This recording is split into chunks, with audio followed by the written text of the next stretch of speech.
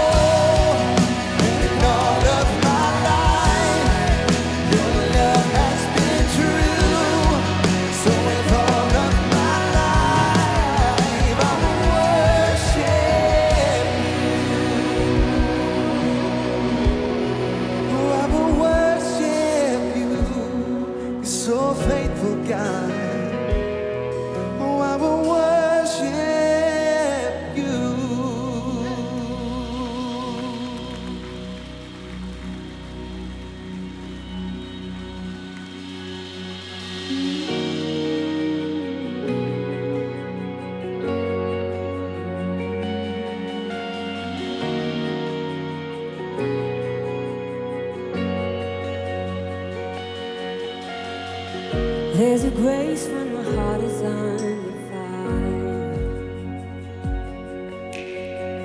Another way when the walls are closing in. And when I look at the space between where I used to be and this reckoning, I know I will never be alone. There was another in the fire, standing next to me. There was another in the wall, holding back the seas. And should I ever need reminding of how I've been set free, there is a cross that bears their burden, where another died for me. There is another in the fire. There is another in the fire.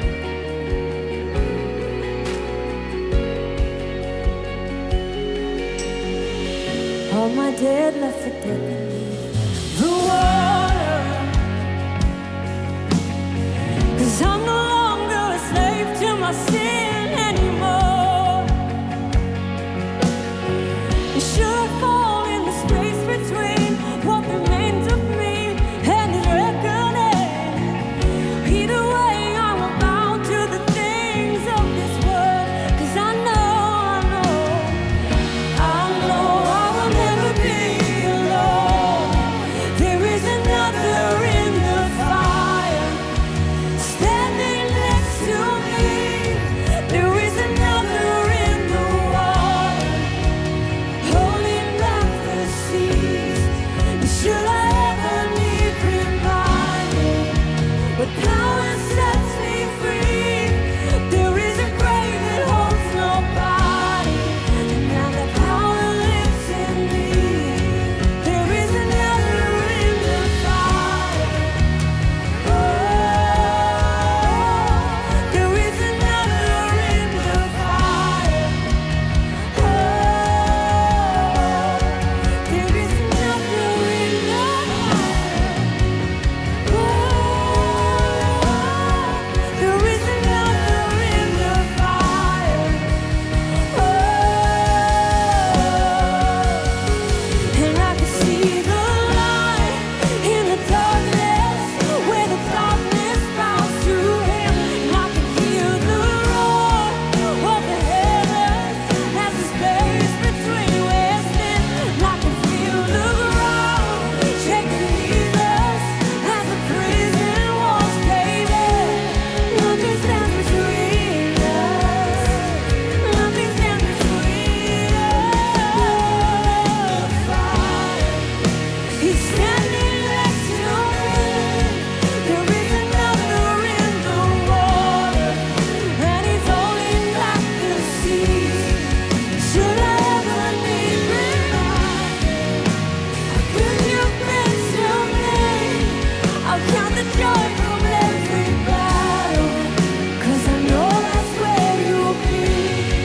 I'll count the joy from every battle, 'cause I know that's where you'll be. I'll count the joy from every battle, 'cause I know that's where you'll be.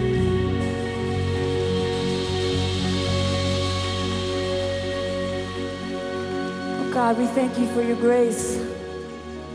We thank you that the veil is torn, Lord, that we have been reconciled to you, Lord. You made a way. We are so thankful and honored to be in your presence, Lord. Be with us today, Lord. Draw us ever near to you. We praise you. We magnify you in this place. In the name of Jesus, amen. Thank you so much for worshiping with us. You can take a seat.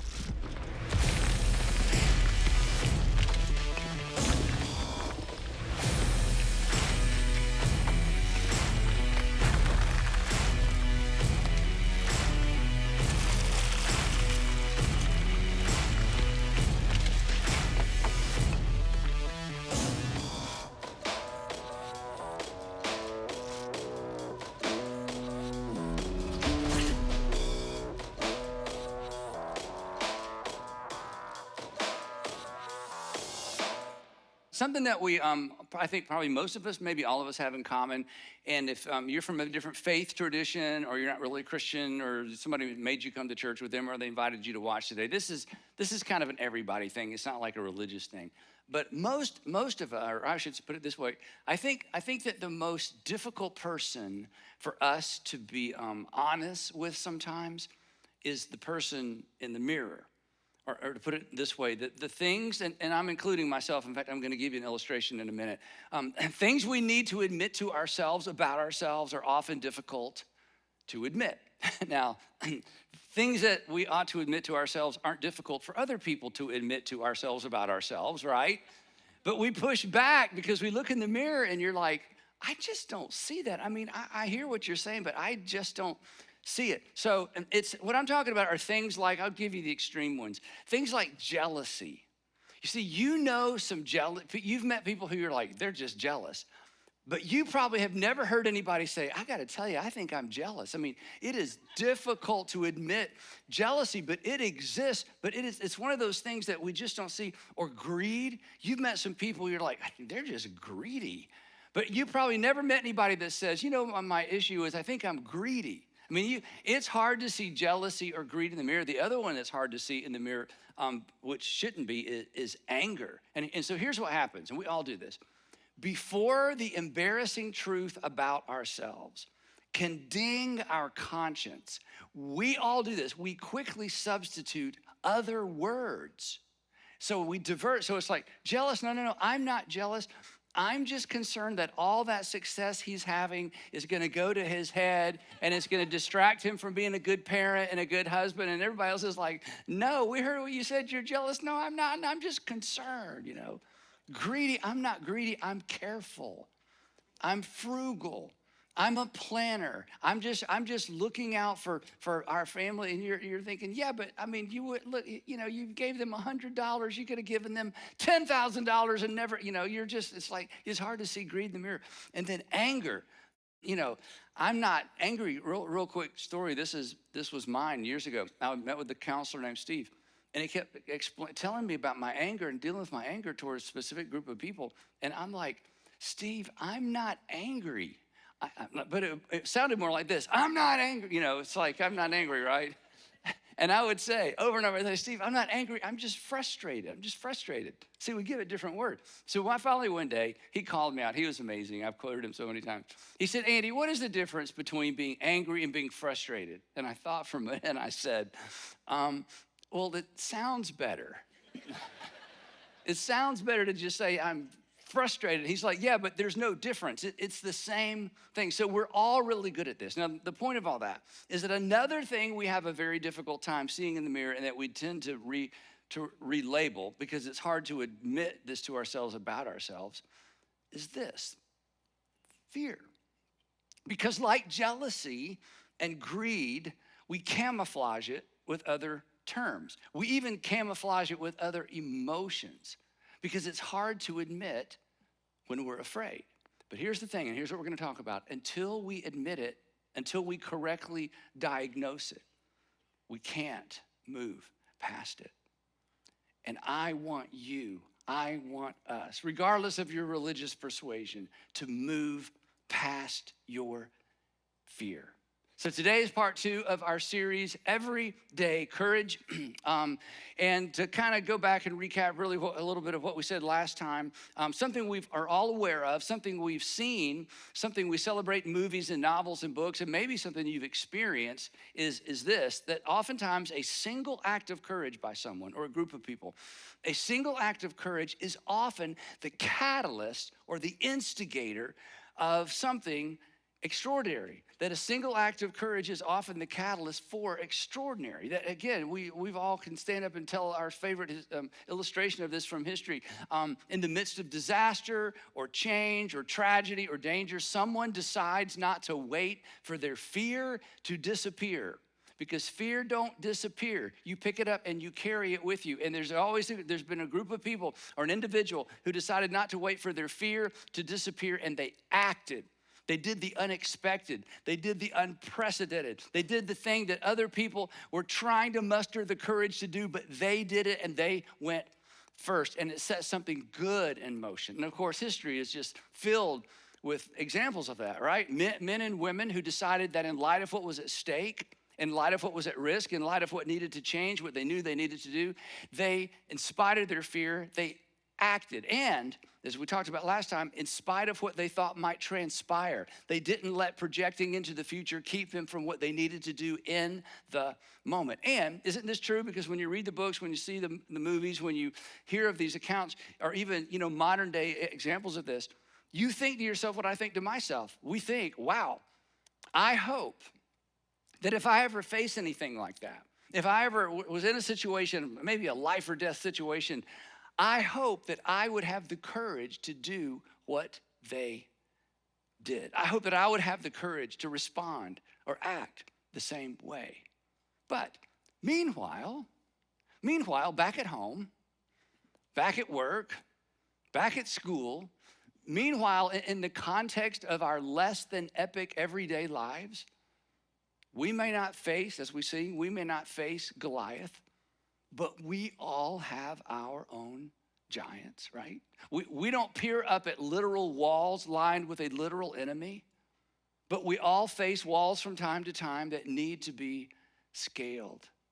But because in those situations, which are usually relational, but because we're not facing, this is important, because we're not facing immediate physical danger, we don't interpret our hesitation, our reluctance, or our unwillingness to act or engage or confront. We don't see it, we don't label it for what it is, we mislabel it. We call it something else. We don't call it fear. We say things like, whoa. In fact, some of you are already starting this in your mind, so let me just join you in your mind. Andy, it's not that I'm afraid, and if you're not saying this yet, wait till the end of the message. The issue for me is I'm not afraid, ready? You don't understand, which I probably don't understand because I haven't heard your story. And then you would say, because we've all said this, I said this, it's complicated. It's complicated. But to get us all on the same page, and don't raise your hand or shout out, but unless you're at a different campus, then we can't hear you here. But anyway, can you think of a single epic, history-making, something worth writing about, something that most of us know about? Can you think of a single epic, history-making act of courage that wasn't complicated?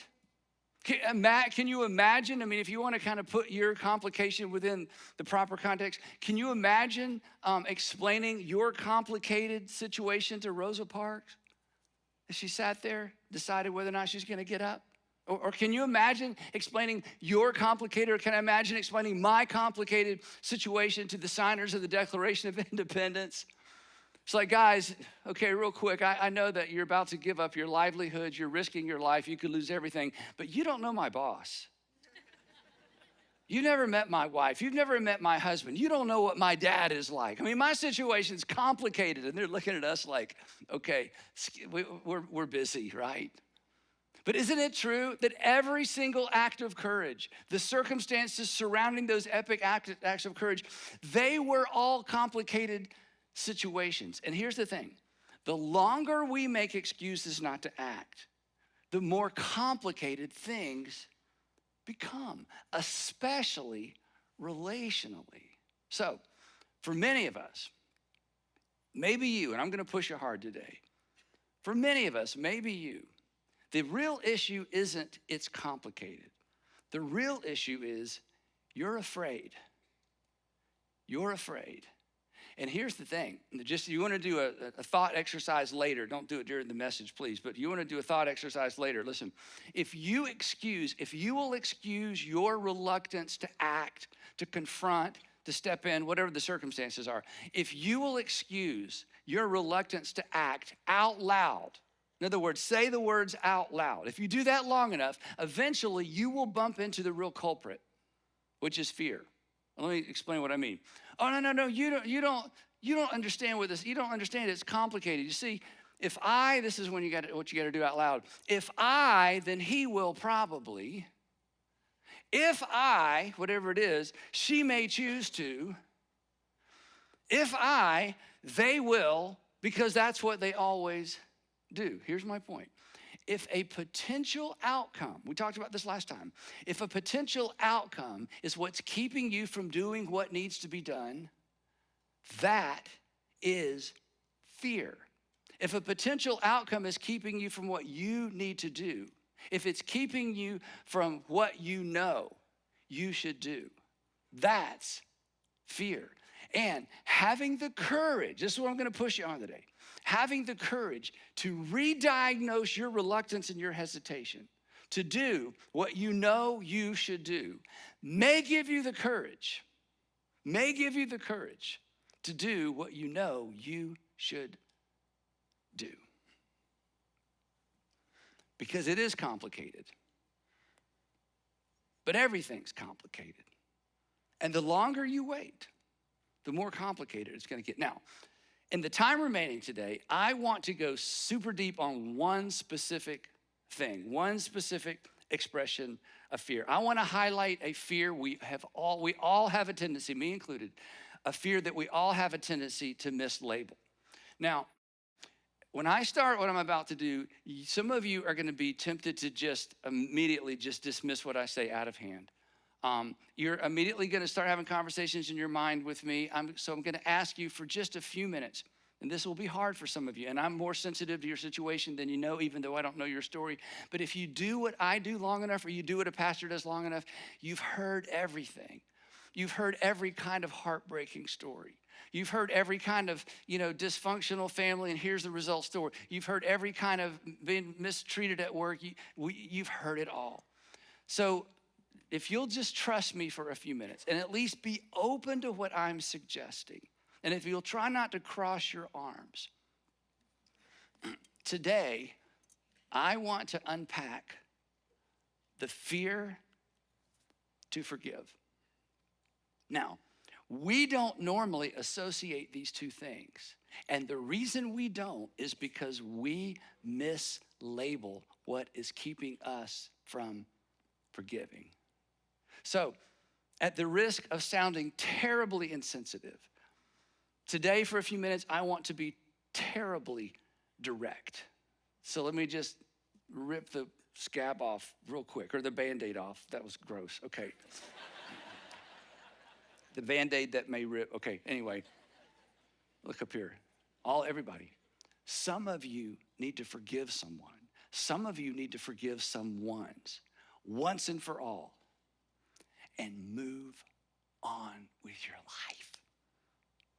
You may need to forgive someone for something big or little, something that was years ago, or maybe something that was just yesterday, career related, parent related, former employer related, a former spouse related, former fiance related, current fiance related, a teacher.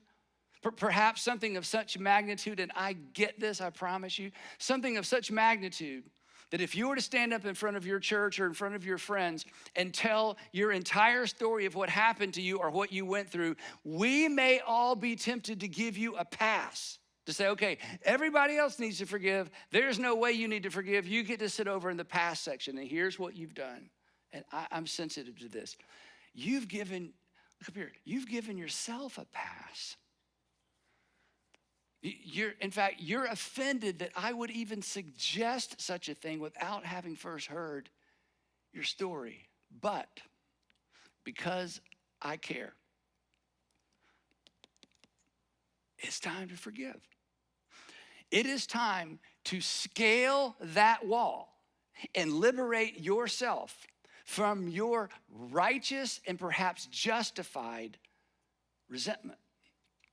It's time to confront the giant that continues to whisper and to make his or her or its way into all of your most important relationships. It continues to breathe life into your low-grade anger, that anger that just simmers beneath the surface that goes with you wherever you go, anger that shows up in your marriage unexpectedly, the way you're raising your kids and discipline your kids and respond to your kids. In fact, sometimes you surprise yourself. You ask the question, where did that come from? It didn't come from this current event. Where did that come from? The anger that's impacting, that controls or fuels your temper, your criticism, gentlemen, your sarcasm. Did you know there is no place for sarcasm within the context of family? Zero. Maybe it fuels the standards you have for everybody else that nobody else seems to be able to live up to.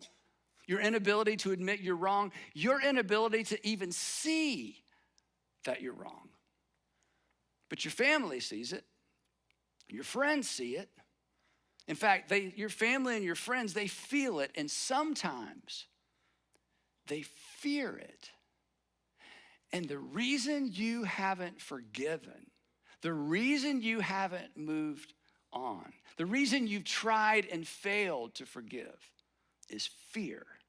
But you've labeled it something else, but it's fear. And until you label it correctly, you cannot address it successfully. And yes, I will admit, it's complicated, but please hear this next statement, even if you just check out after this.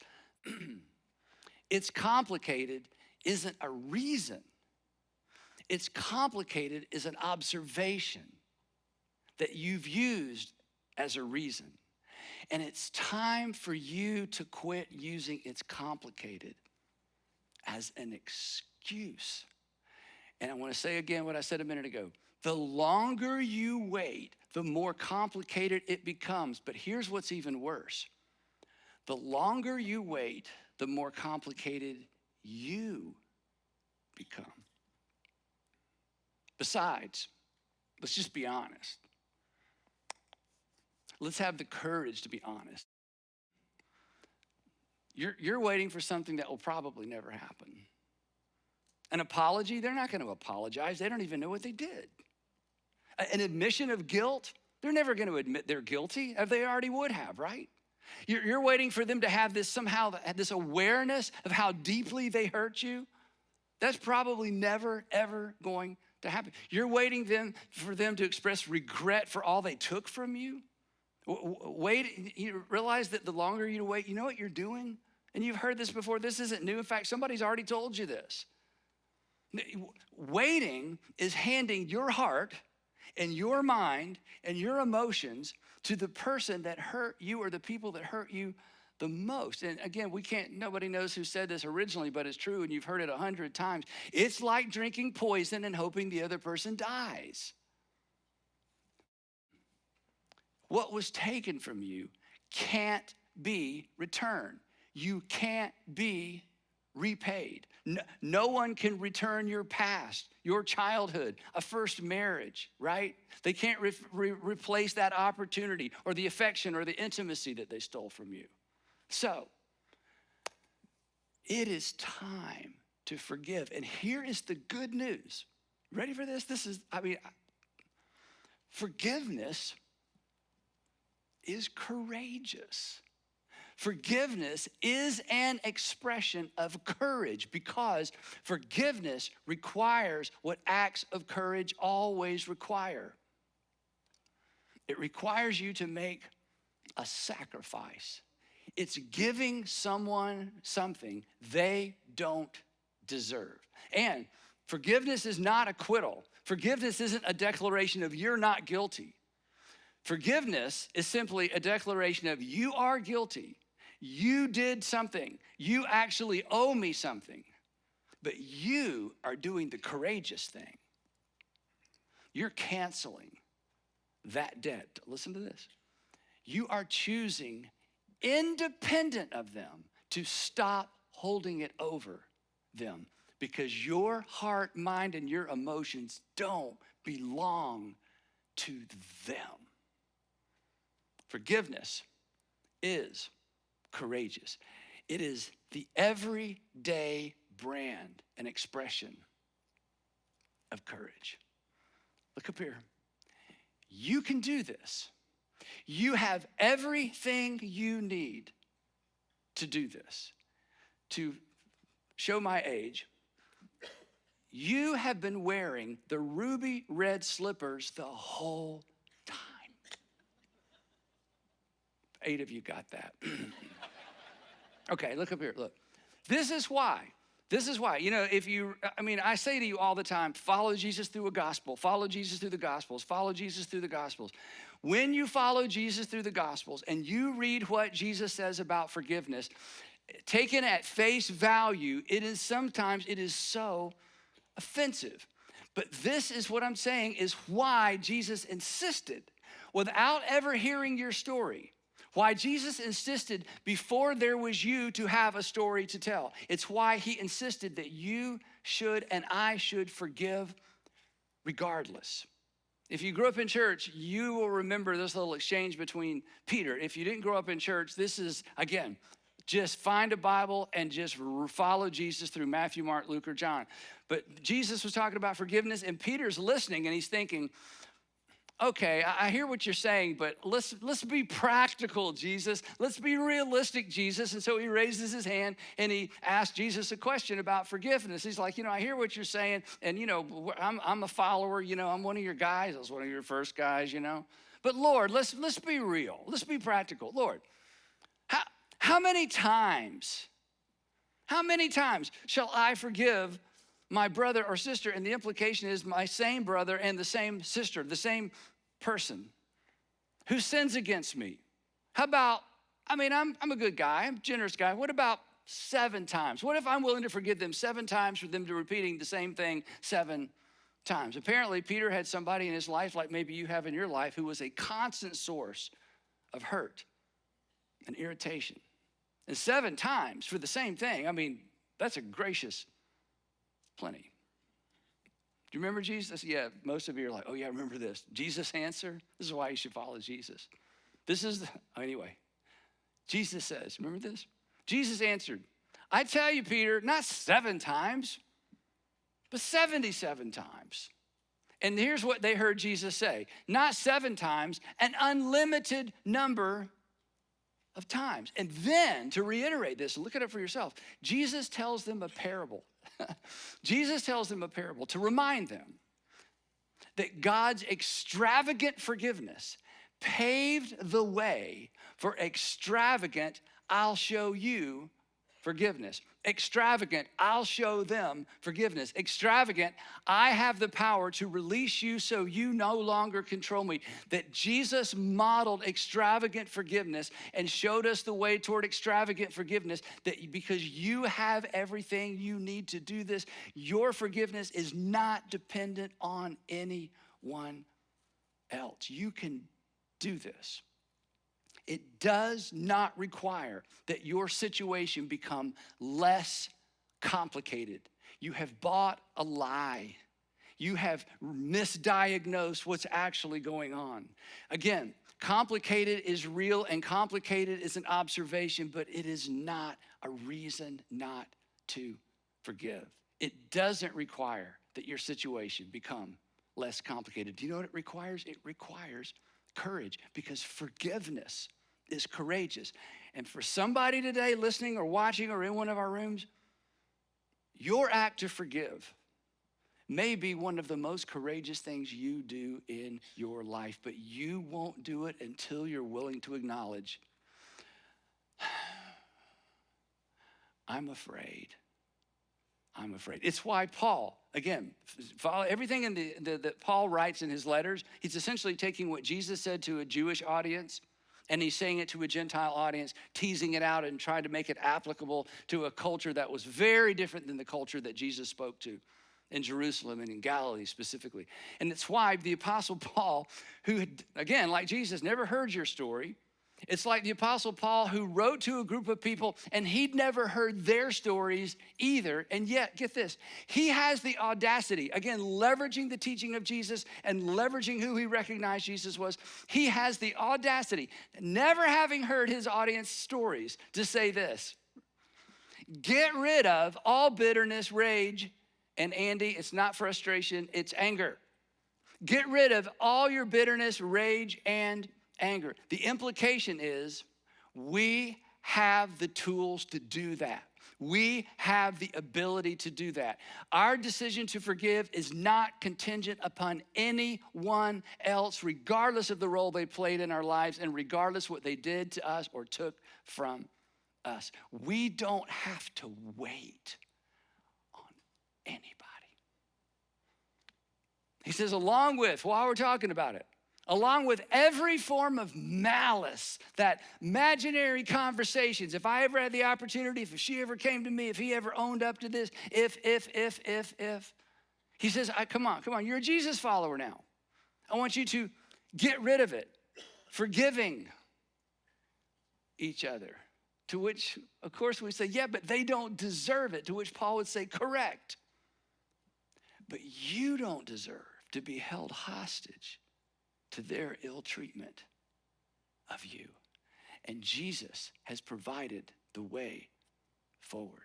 You don't have to be held hostage. This is an invitation. It sounds like I'm doing this. Your Savior is saying, no. This is an invitation to be free. That God sent Jesus into the world to pave the way for us to be free, to ensure that we had all the tools we needed to move on. He modeled the way. Listen to how the Apostle Paul wraps up this long passage. I've skipped some verses. You can read the whole thing later. Forgiving each other just as, not because of, not because they deserve it, not because, no, he said, no, this isn't a your decision to forgive has very little to do with them. It has everything to do with who you are now following. You are choosing to no longer follow fear. You are choosing to follow your King. Just as in Christ, God forgave you.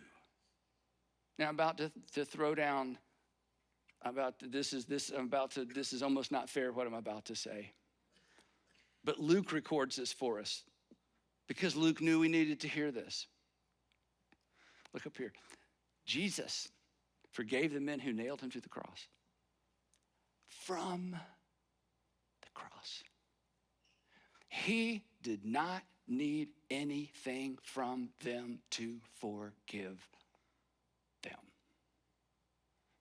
And he invites you and he invites me to follow him. So here's what I want you to consider. And let me just say this. I would imagine there are people who know you and are close to you that if they're listening to this are silently saying, please, oh God, please let this get through to her. Let this get through to him. If I pay my children to watch this, I pray that because they feel it and sometimes they fear it. And you don't want to live like that. In fact, like I said a while ago, you hear things come out of your mouth. You think about things later on that you said or did, and you think, where did that come from? What's wrong with me? You're carrying that anger. As Don Henley said, and it is eating you up inside, and it is leaking out on the people you love and who love you. So, the invitation is the standing invitation. Jesus says, I want you to follow me, and I want you to follow me in this. I want you to forgive as you've been forgiven. So I want you to name your resistance for what it is. It's fear. And then do the thing. Forgive. And here's the promise. You know this. You know this from other people's stories. Your courage to forgive may in fact be the catalyst for extraordinary. For you, for the people closest to you, for the people watching you, who work with you. And I want to give you a first step. In fact, I want to give you 3 questions. The second one's the most important. Here's where to begin. If you're thinking, okay, yeah, I may need to forgive, but it has nothing to do with fear. Here's where to begin. I want you to think later on, ask this question. What do I have to fear? What do I have to fear? If I choose, what do I have to fear? And then here's the most important question. That's kind of the intro question. Ready? What do I have to lose?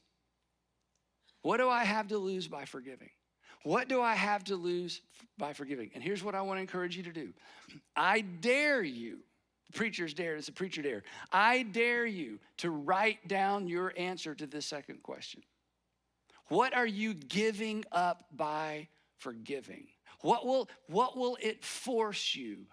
What will it force you to let go of? Write it down. And here's why I want you to write it down. I want you to expose it to the light, to get it out of your heart, to get it out of your emotions, to get it on paper, expose it to the light. And I want you to look at it, and here's my prediction. When you look at it objectively written down, it will probably amount to very little. And then ask yourself the third question. How much longer do I intend to allow fear to boss me around? How much longer do I plan to let fear be the boss of me? And you say, Andy, that's kind of strong. No, look, if you know you need to forgive, but you have refused to forgive for fear of what you're giving up, then fear has become your master. And fear is a poor master. So tell your fear out loud. Fear, we're done. You have enslaved me. Jesus forgave me. I'm following Jesus. I'm no longer following fear. I choose to forgive. And when you make that decision, when you choose that act, when you choose what's unprecedented, especially when you think about what you've experienced at the hands of the decisions of other people, that is, as we talked about last week, that is the win. What happens after that is not the win. The win is your decision to follow Jesus. The win is your decision to obey. The win is your decision to do what Jesus asked you to do and to trust him with outcomes. And instead of living in the I'm not sure, I don't know, what if, to decide to live with the confidence that you have placed yourself and your future in the hands of the God who loves you and sent his son to forgive you so you could forgive. This is the win, is to say yes to your king. Now, for somebody listening today or watching today, I know this is so heavy and it's like, I'm telling you, this is what you need to do, okay? In just a few minutes, you can cross your arms and start arguing with me, but just one more minute. For somebody today, that what I've said so far is all you need to hear. You're like, Andy, okay, you're right. You know, I've already thought about this. I've been considering this. Other people have told me this. Okay, you're right. I'm going to write it down. Before I even write it down, I realize I have nothing to lose. I have everything to win. But for some of you, your response legitimately is, Andy, I'm not arguing with you. I agree. I believe. Those passages you showed me, I've read those a dozen times. But I just can't seem to do it. I've tried and tried and tried, and I just can't seem to let it go and move on. And if that's you, as it turns out, there is, if that's you, you just seem to have an inability. You're willing to forgive, but there seems to be an inability. If you have an inability to forgive, oftentimes, I would say most times, but we'll just say oftentimes, your inability to do what you know you need to do is actually linked to a second, even more insidious fear. And that's what we're going to talk about next time. For some of you, you're good to go. You know what to do. For others of you, it's like, I've tried. There is yet another insidious fear that we mislabel. And until you correctly diagnose it, you can't move past it. And again, that's what we're going to talk about next time in part 3 of Everyday Courage. I'd love to pray for you. And then here at North Point, we're going to sing a song to dismiss. Let's pray together. Heavenly Father,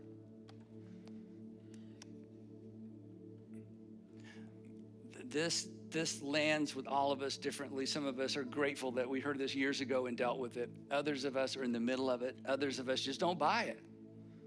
Father, for those from a different faith tradition, the whole Jesus thing kind of wigs them out a little bit, but there's something that lands with all of us with this. So would you please, in your grace and mercy, give each of us the wisdom to know what to do with what we just heard. Father, I just pray for, dozens, hundreds of people listening or watching, that this would be the breakthrough, that they would do the courageous thing, because forgiveness is courageous. And I pray that it would be an almost immediate catalyst for extraordinary in their marriage, with their children, with who they're dating, their relationships with friends, whatever it might be. That you would bring their emotions and their hearts back into line with what is healthy, what is good, what is pure, what is right, what is holy, what is like Jesus. So none of us can do that for anybody else.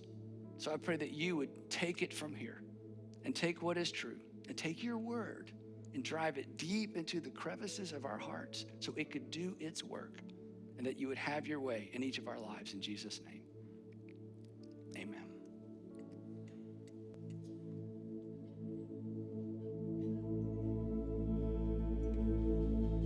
I'm no longer a slave to fear. I am a child of God. I'm no longer a slave to fear. I am a child of God.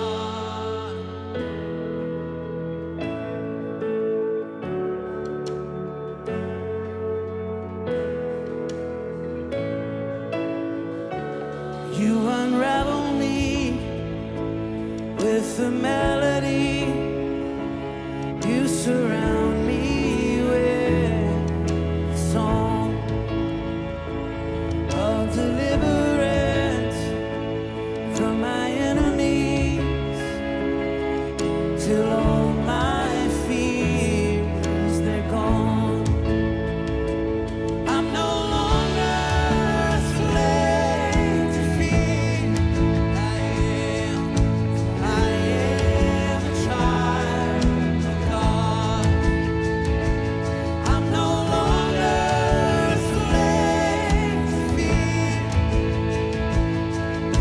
I am a child of God. I'm no longer a slave to fear. I am a child of God. I'm no longer a slave to fear. I am a child of God.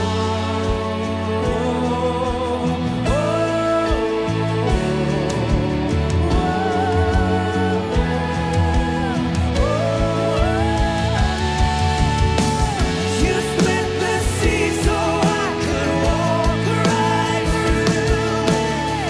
My fears are drowned in perfect love. You rescue me and I will stand and say, I am a child of God. You split the sea so I could walk right through it. You drown my fears in perfect love. You rescue me and I will stand and say, I am a child of God. I am a child of God. I am a child of God. Yes, I am a child.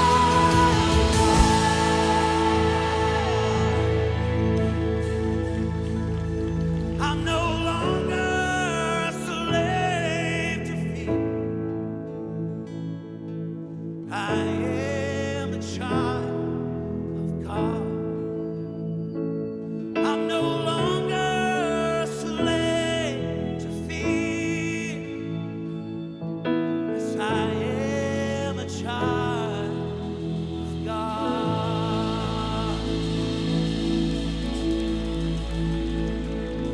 Thank you. Heavy morning, I know. We have 3 questions to help keep this conversation going or to get it going. Maybe somebody that you introduced this message to. You can find those at northpoint.org/top 3, especially for those of you who are watching online. Today is a Kid Stuff Sunday, so you want to pick up your kids and get there pretty quick. And on your way out today, we're going to give you a magnet with some upcoming events at North Point to keep these on your schedule so you don't make sure that you don't miss any of those. And I hope to see a bunch of you men on Thursday morning. You're dismissed.